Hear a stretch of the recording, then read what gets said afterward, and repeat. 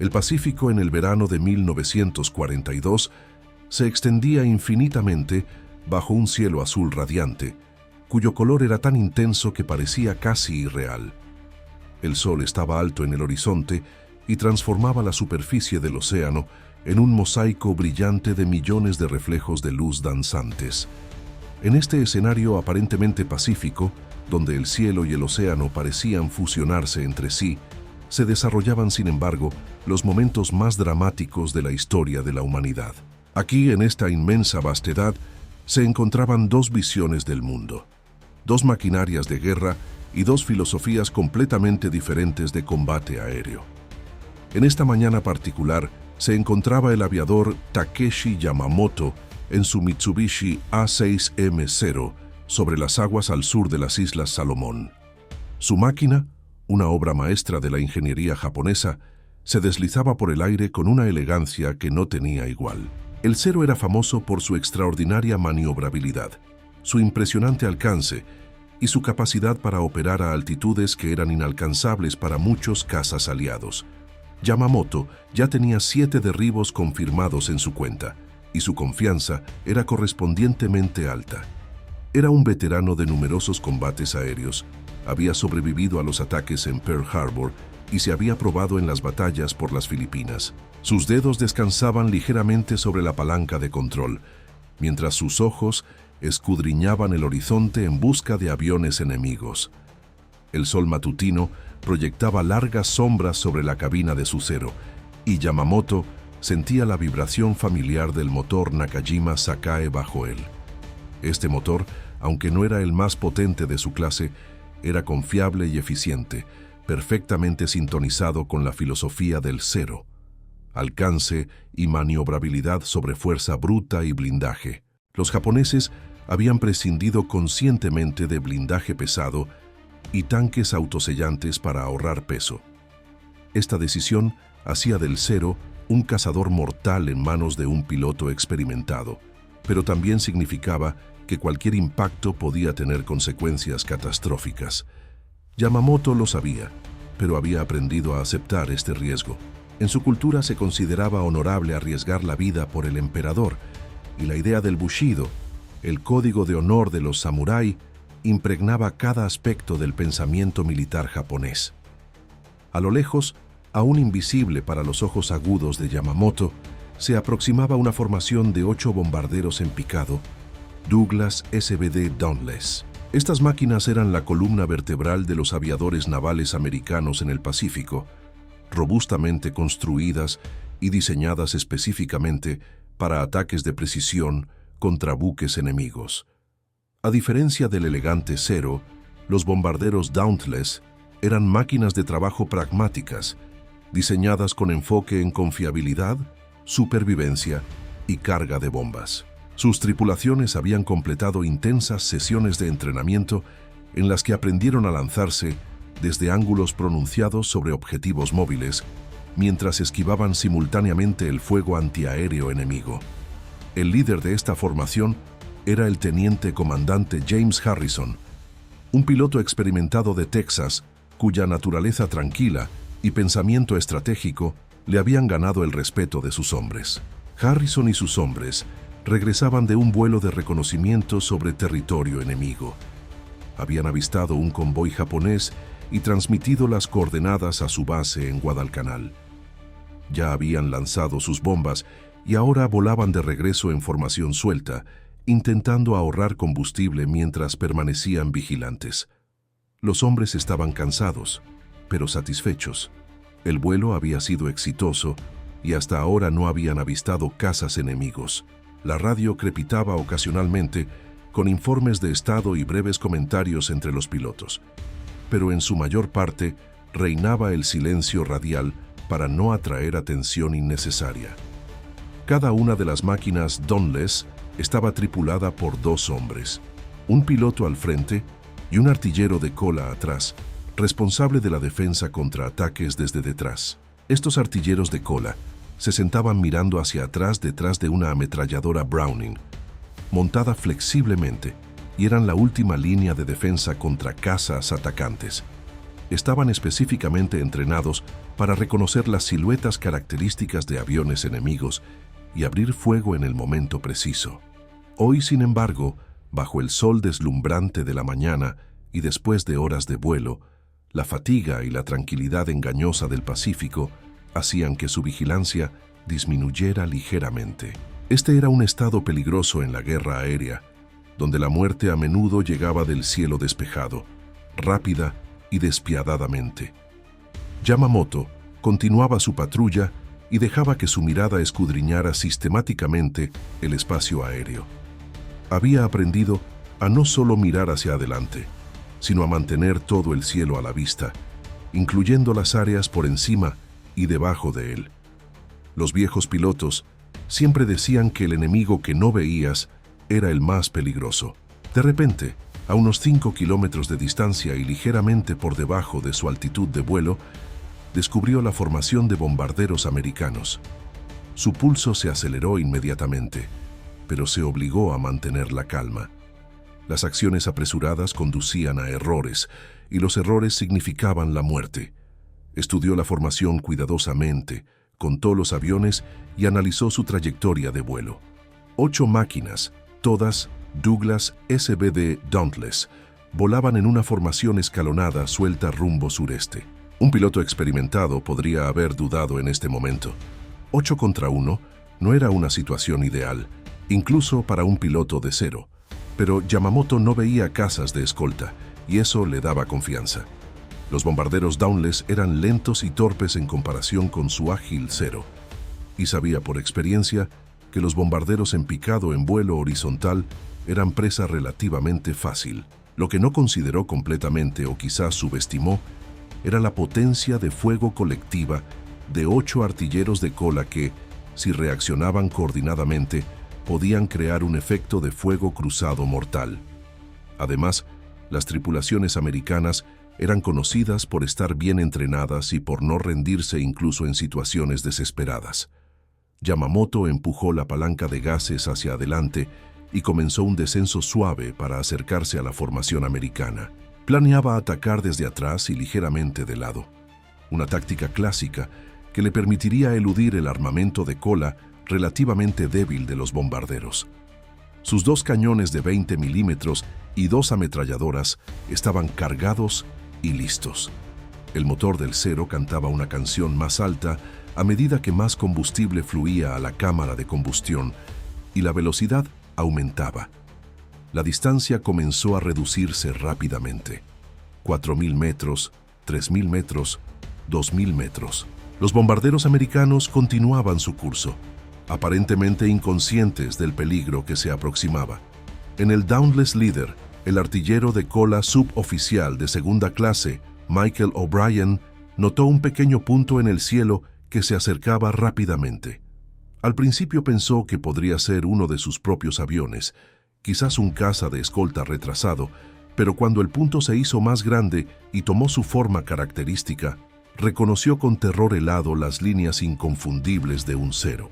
Sin dudarlo, presionó el botón de su intercomunicador y gritó una advertencia, mientras simultáneamente giraba su ametralladora hacia el caza que se aproximaba. Su voz, normalmente tranquila y controlada, ahora era aguda por la adrenalina y la urgencia. Harrison reaccionó inmediatamente a la advertencia. Dio por radio la orden a su formación de formar una formación circular defensiva, una táctica que había sido desarrollada por pilotos de bombarderos aliados para defenderse contra cazas individuales. La idea era simple pero efectiva. Al volar todos los bombarderos en un círculo cerrado, cada artillero de cola podía mantener al caza a la vista y disparar mientras se acercaba a otras máquinas. Esto creaba campos de fuego superpuestos y hacía casi imposible para el caza atacante encontrar un ángulo de ataque seguro. Pero las maniobras necesitaban tiempo, y tiempo era algo que no tenían. Yamamoto vio el movimiento repentino en la formación americana y reconoció inmediatamente que había sido descubierto. Una voz experimentada en su cabeza le aconsejaba abortar y esperar refuerzos, pero su espíritu de combate y quizás también un toque de exceso de confianza prevalecieron. ya había invertido demasiada energía en esta aproximación, y los americanos aún no estaban completamente en su formación defensiva. Decidió realizar un ataque rápido, derribar 1 o 2 bombarderos y luego retirarse antes de que la formación pudiera reaccionar completamente. Era un riesgo calculado, pero el combate aéreo siempre era un juego de riesgos. El caza cero se precipitó como un ave rapaz que se lanza sobre su presa. Yamamoto eligió la máquina más externa del lado izquierdo de la formación como su primer objetivo, un bombardero que era pilotado por el alférez Robert Taylor, un joven piloto en su primera misión de combate. El dedo de Yamamoto se curvó alrededor del gatillo, y los cañones y ametralladoras de su cero cobraron vida. Proyectiles trazadores dispararon a través del cielo, una mezcla de líneas rojas y blancas que se precipitaban hacia el desafortunado Dauntless. Los proyectiles impactaron el bombardero en el ala y el fuselaje, arrancando placas de metal y perforando líneas hidráulicas. Taylor luchaba con los controles mientras su avión comenzaba a vibrar, pero en el momento en que Yamamoto disparó, los artilleros de cola de los bombarderos Dauntless cercanos también abrieron fuego. Balas de ametralladora silbaban por el aire alrededor del cero y Yamamoto tuvo que desviarse abruptamente hacia un lado para escapar de las ráfagas concentradas. Rodó su cero hacia la derecha y tiró bruscamente hacia arriba, con las fuerzas G presionándolo contra su asiento. Su ataque a la máquina de Taylor solo había sido parcialmente exitoso.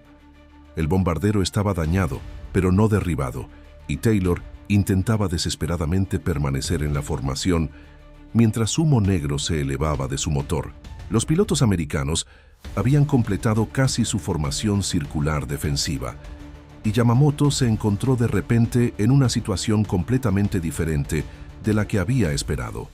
En lugar de objetivos individuales vulnerables, ahora enfrentaba un sistema defensivo coordinado. Mirara donde mirara, había bombarderos Dauntless por todas partes, y detrás de cada uno se sentaba un artillero de cola que solo esperaba que entrara en rango. La situación se había transformado en segundos de un ataque aparentemente simple a una trampa potencialmente mortal. Yamamoto tiró de su cero en un ascenso pronunciado e intentó ganar altitud y reevaluar la situación. Desde arriba, podía ver cómo los 8 bombarderos Dauntless volaban en círculo, como búfalos defendiéndose contra un lobo. Era una demostración impresionante de disciplina y entrenamiento, pero Yamamoto aún no estaba listo para rendirse. Ya había dañado un bombardero y creía que con la maniobrabilidad superior de su cero podía encontrar una manera de romper la defensa. Decidió una táctica diferente. En lugar de atacar desde atrás, intentaría realizar un ataque frontal, donde los artilleros de cola no podrían dispararle, ya que estaban sentados mirando hacia atrás. Era una táctica más peligrosa, ya que volaría directamente hacia el piloto y su armamento delantero, pero el Dauntless solo tenía 2 ametralladoras orientadas hacia adelante, mientras que su cero tenía 4 armas. La ventaja teóricamente debería estar de su lado. Giró su cero y comenzó una picada pronunciada hacia la formación circular, apuntando a la máquina líder, el bombardero de Harrison. Harrison vio el cero lanzarse hacia él y reconoció inmediatamente la intención del piloto japonés. Un ataque frontal era un juego de gallinas, donde perdía el que se desviaba primero. Harrison no era un hombre que cediera fácilmente, pero tampoco era lo suficientemente tonto como para arriesgar innecesariamente su avión y su tripulación. Esperó hasta que Yamamoto estuvo a distancia de tiro y luego abrió fuego con sus ametralladoras delanteras mientras simultáneamente inclinaba ligeramente su avión hacia un lado para esquivar los peores impactos. Los 2 aviones se precipitaban uno hacia el otro, separados por cada vez menos metros, ambos pilotos concentrados y decididos. Proyectiles trazadores se cruzaban en el aire entre las 2 máquinas.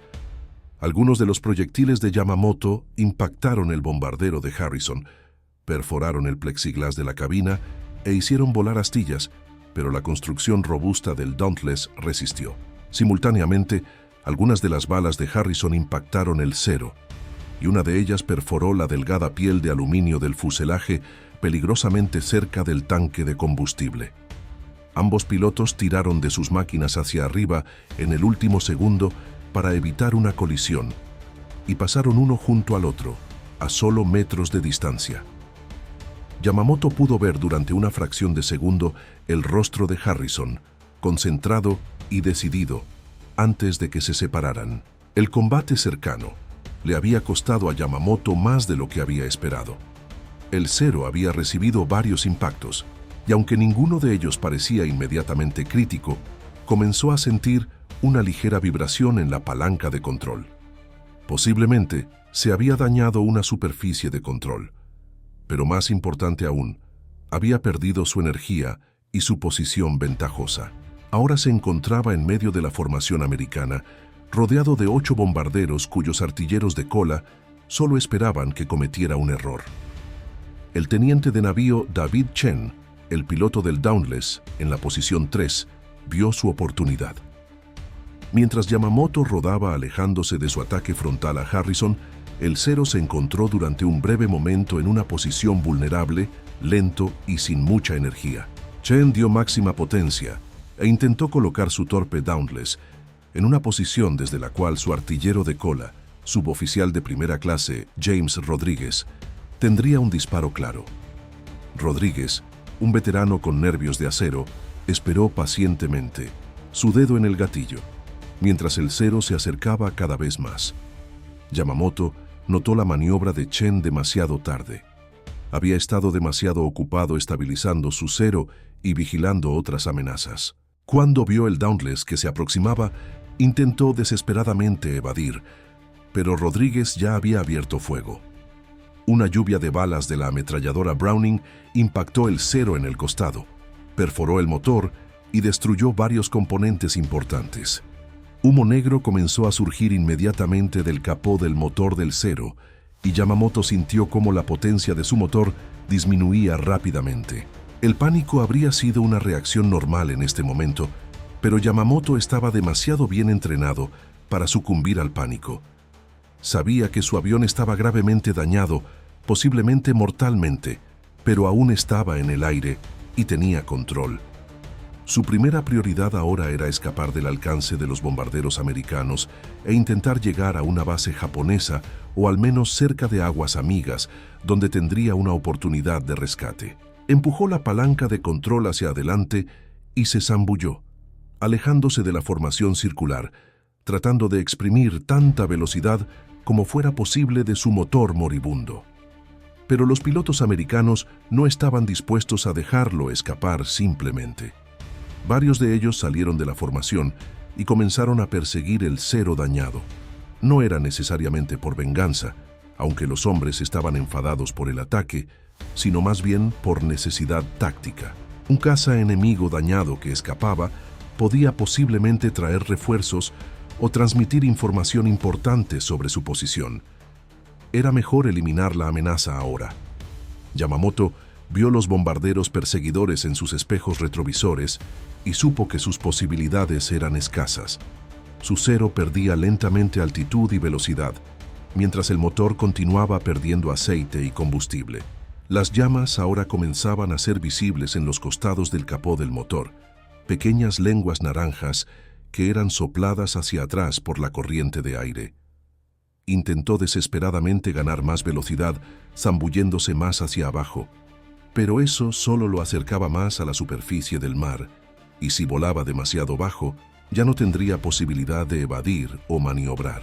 El alférez Paul Martínez, que volaba uno de los bombarderos perseguidores, maniobraba su Dauntless a una posición directamente detrás del Zero que huía.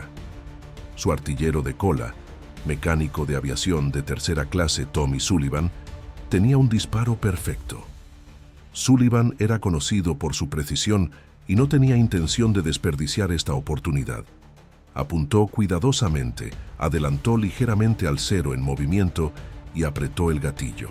La ametralladora martilleó y una línea de proyectiles trazadores cazó a través del cielo directamente a la cola del Zero.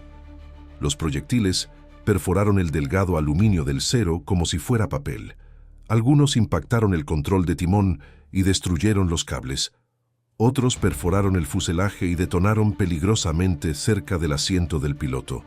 Yamamoto sintió un dolor agudo en su hombro izquierdo y supo que había sido alcanzado. Sangre caliente comenzó a filtrarse a través de su traje de vuelo, pero el shock y la adrenalina mantuvieron el dolor soportable por el momento. Más importante era que estaba perdiendo el control de su avión. Los pedales del timón ya no respondían correctamente, y el Zero comenzó a derivarse hacia un lado en una barrena incontrolable.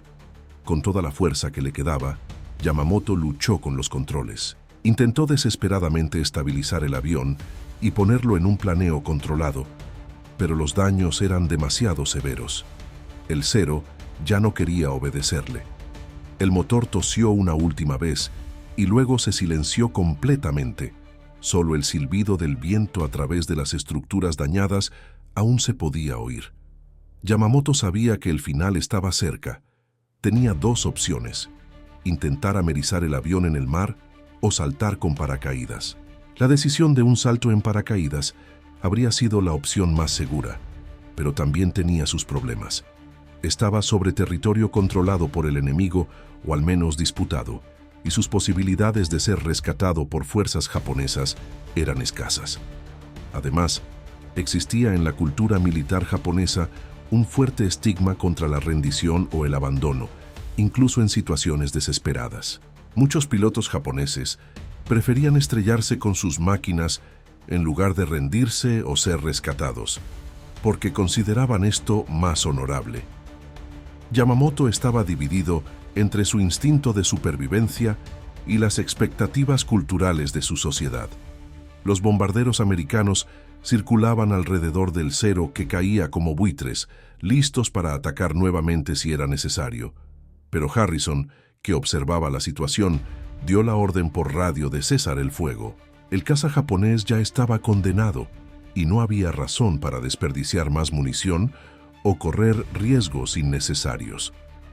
Los hombres debían ahorrar su munición en caso de que aparecieran más cazas enemigos. Harrison era un soldado profesional, pero no era un sádico. No veía gloria en perseguir más a un oponente ya derrotado. Yamamoto continuaba luchando con su Zero mientras el mar se acercaba cada vez más. A unos 200 metros de altitud, tomó su decisión. Intentaría amerizar el avión. Probablemente era suicida, pero al menos le daba una pequeña oportunidad y correspondía más a su sentido del honor que un salto en paracaídas. Intentó poner el Zero en el ángulo de planeo más plano posible, luchando contra los controles dañados y su propia debilidad creciente por la pérdida de sangre. La superficie del mar se acercaba con velocidad aterradora. Yamamoto podía ver las olas individuales, las crestas de espuma en las cumbres de las olas, los matices de color del agua. Respiró profundamente.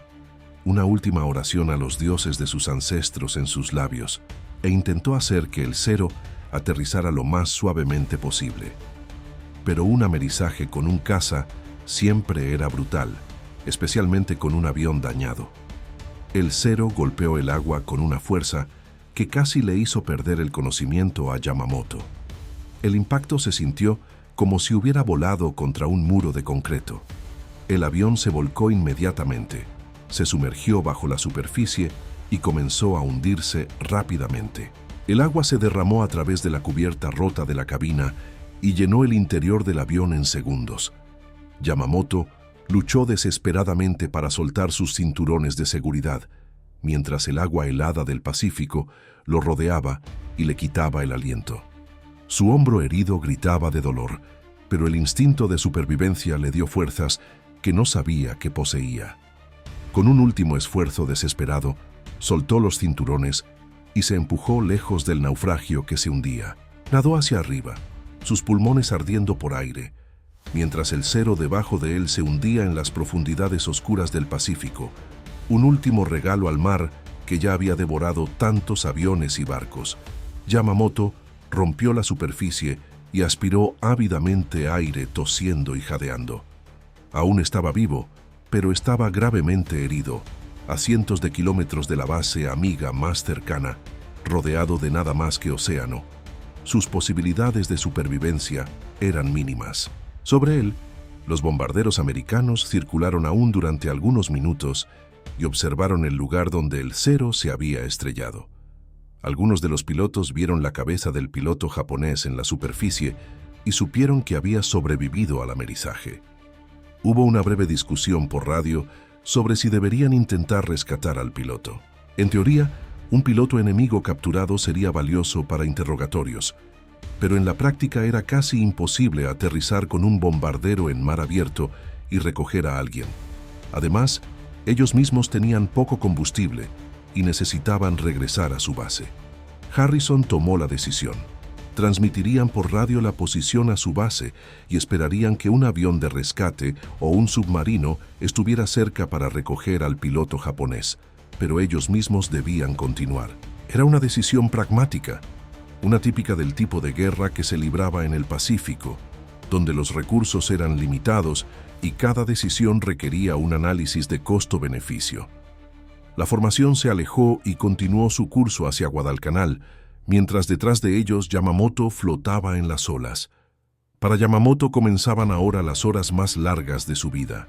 Tenía un chaleco salvavidas que se había inflado automáticamente, y eso lo mantenía sobre el agua, pero la combinación de su herida, el agotamiento y la exposición a los elementos significaba que su tiempo era limitado. El sol, que había sido tan hermoso por la mañana, ahora se convertía en un enemigo, quemando sobre él y drenando lentamente su fuerza. El agua salada ardía en su herida y aumentaba su sufrimiento. Pensó en su vida, en su familia en Japón, que probablemente nunca sabría qué le había sucedido. Pensó en sus camaradas, en las batallas que había visto, en las victorias y las derrotas. Pensó en la ironía de su situación. Había pensado que atacaría 8 objetivos fáciles, y en cambio, él fue quien terminó derrotado. Su confianza, su agresividad, quizás también su subestimación de las tripulaciones americanas lo habían llevado a esta situación. Pasaron las horas. El sol vagaba por el cielo, y la conciencia de Yamamoto comenzó a desvanecerse. Sabía que el final estaba cerca. En sus últimos momentos claros, pensó en cómo rápidamente podía cambiar la marea en la guerra. Hacía pocas horas, había sido un cazador confiado que controlaba los cielos. Ahora era un hombre varado, perdido en el océano más grande del mundo, esperando un final que parecía inevitable. Pero el destino aún tenía una última sorpresa reservada. En la distancia, apenas visible en el horizonte brumoso, apareció la silueta de un buque. Yamamoto, con sus últimas fuerzas, agitó su brazo débilmente, sin saber si era amigo o enemigo. El barco se acercó lentamente, y mientras lo hacía, Yamamoto pudo distinguir la bandera que ondeaba en su mástil. Era americana. Su corazón se hundió con la realización de lo que esto significaba. Sería capturado, convertido en prisionero de guerra, algo que había considerado una deshonra peor que la muerte. Pero mientras marineros americanos lo izaban a bordo del destructor, mientras manos gentiles lo llevaban a la enfermería del barco y comenzaban a tratar sus heridas, Yamamoto sintió algo inesperado. No era la deshonra que había anticipado, sino un extraño alivio. Había sobrevivido. Contra todas las probabilidades, había sobrevivido a lo que debería haber sido su último vuelo. Los marineros americanos lo trataban con respeto, incluso con una cierta camaradería de guerreros que entendían el peligro compartido del combate. En los días siguientes, mientras se recuperaba en una instalación médica aliada, Yamamoto tuvo mucho tiempo para reflexionar. Pensó en el encuentro que había cambiado todo, en su decisión de atacar a 8 bombarderos solo. Había sido arrogancia, sí, pero también había sido el resultado de su entrenamiento, de las expectativas de su cultura, de la creencia de que un piloto de Zero era invencible. Ahora sabía mejor. Había aprendido que el coraje sin prudencia era temeridad, que la confianza sin respeto por el enemigo era fatal. Años más tarde, mucho después de que la guerra terminara, Yamamoto escribiría sobre ese día en el verano de 1942. Escribiría sobre cómo 8 bombarderos americanos, máquinas que él había despreciado como presas fáciles, se habían convertido en su mayor desafío. Escribiría sobre los hombres que los volaban, sobre su entrenamiento, su disciplina, su negativa a ser víctimas fáciles. Escribiría sobre Harrison, Chen, Rodríguez, Sullivan y los otros, hombres cuyos nombres aprendió después, hombres que le habían enseñado que en la guerra, subestimar al enemigo era el error más peligroso de todos. La historia de ese encuentro se convertiría en una leyenda en ambos lados del Pacífico. Para los americanos, era una historia de cómo la formación defensiva, el entrenamiento adecuado y el trabajo en equipo podían superar incluso a un caza superior. Para los japoneses, se convirtió en una historia de advertencia sobre los peligros del exceso de confianza. Y para Yamamoto, fue la experiencia que definió el resto de su vida. Un recordatorio constante de que en el cielo, como en la vida, la humildad era tan importante como el coraje, y el respeto por el adversario era tan vital como la habilidad en el combate.